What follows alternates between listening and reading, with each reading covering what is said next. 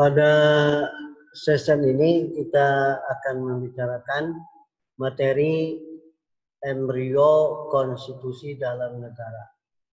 Pertumbuhan sebuah konstitusi dalam suatu negara. Embrio asal-usul macam bentuk konstitusi dalam suatu negara. Dapat digali dari sudut pandang, sudut bentuk, dan sudut pembentuk konstitusinya. Yang pertama, spontan state, konstitusinya disebut revolusioner constitution. Artinya spontan state, ya. Timbulnya konstitusi itu secara spontan dalam suatu negara akibat revolusi. Terjadi revolusi di dalam suatu negara seperti di Amerika dan Prancis. Setelah ada revolusi dalam suatu negara itu, maka terbentuklah konstitusi yang baru. Yang kedua, negosiasi state, ya, negara pada kebenaran relatif, bukan kebenaran mutlak. Seperti di Rusia, konstitusinya itu adalah hasil negosiasi, saling memberi dan saling menerima. Ya. Jadi konstitusi disebut parlementer konstitusional. Nego, berdasarkan nego.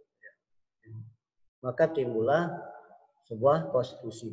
Kemudian yang ketiga, derivative state, konstitusinya itu disebut new national konstitusional.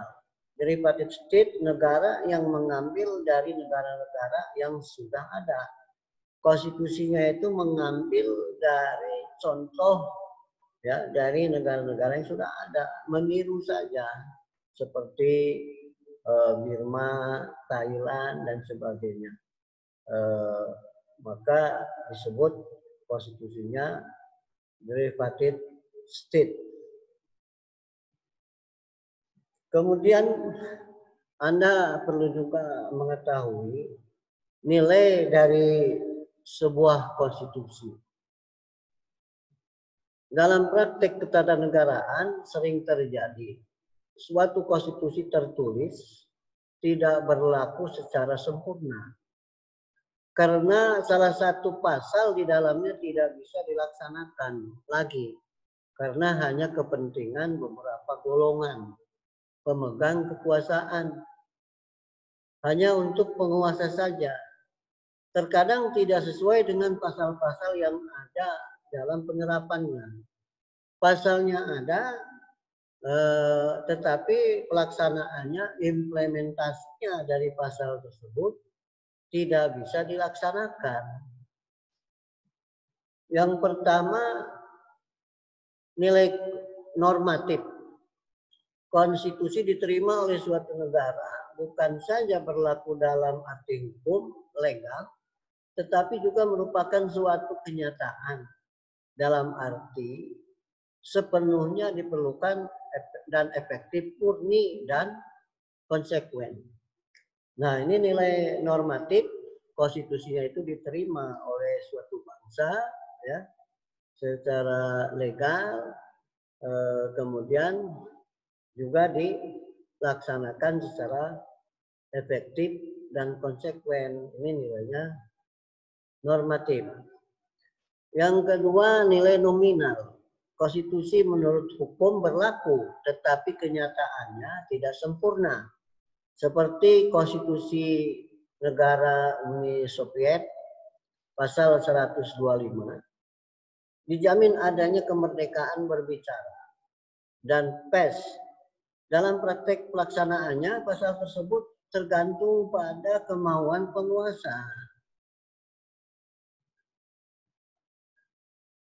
Amerika, contoh di Amerika, amandemen ke-14 tentang kewarganegaraan dan perwakilan, kenyataannya bagian negara Mississippi dan Atlanta tidak berlaku pasal tersebut. Jadi aturan di pasal itu ada, tetapi praktek kenyataannya tidak dilaksanakan karena ada kepentingan penguasa.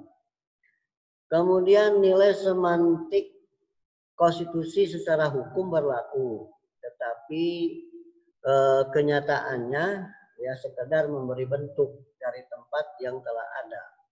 Dan pelaksanaan kekuasaan politik hanya kepentingan penguasa. Kalau di Indonesia di zaman Orde Baru, Orde Lama ya, termasuk juga di Orde Baru juga ada pasal-pasal Undang-Undang Dasar yang tidak bisa dilaksanakan secara penuh. Ya. Penguasa ikut campur dalam peradilan, intervensi. Seharusnya pasal 24 dan 25 Undang-Undang Dasar 45, peradilan itu kan bebas, ya, tidak memihak atau independen. Kenyataannya ya pihak eksekutif masih ikut campur dulu di zaman Orde Lama dan Orde Baru. Ya. Jadi ada titip menitip soal hukum. Padahal fungsi dari badan peradilan kehakiman itu kan sebenarnya harus netral, ya, tidak bisa diintervensi. Tetapi karena kepentingan politik, maka akhirnya ya menyimpang dari aturan yang ada. Dalam pelajaran mata kuliah politik hukum, memang konfigurasi politik tertentu akan mempengaruhi terhadap penerapan hukum, penegakan hukum. Itu kata Profesor Mahfud MD, ya, termasuk pembentukan hukum, ya, produk hukum juga akan terpengaruh, ya, jika memang pemegang kekuasaan lembaga negara itu dia melakukan secara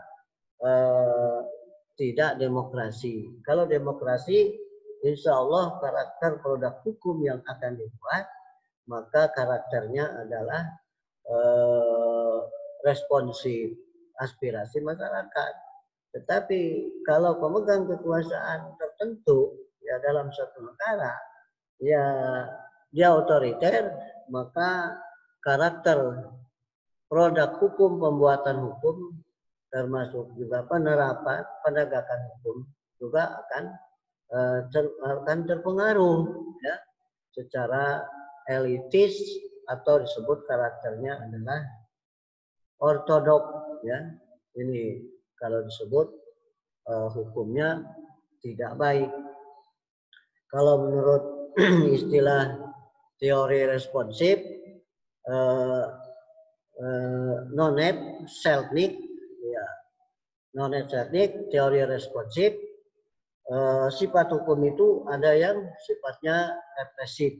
Represif itu dia dilaksanakan apa adanya, ya, sesuai dengan aturan yang berlaku. Kalau otonom, dia melaksanakan juga aturan-aturan yang ada, tetapi masih dipegang ekornya, ya, dipegang hal tertentu oleh pemerintah demi kekuasaan pemerintahan. Tetapi kalau sifatnya responsif, itu aspirasi masyarakat sesuai dengan keinginan masyarakat.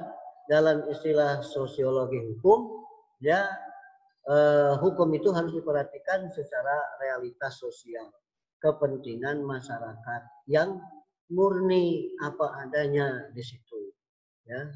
Ini semoga materi kita bermanfaat dan berguna. Sekian. Assalamualaikum warahmatullahi wabarakatuh.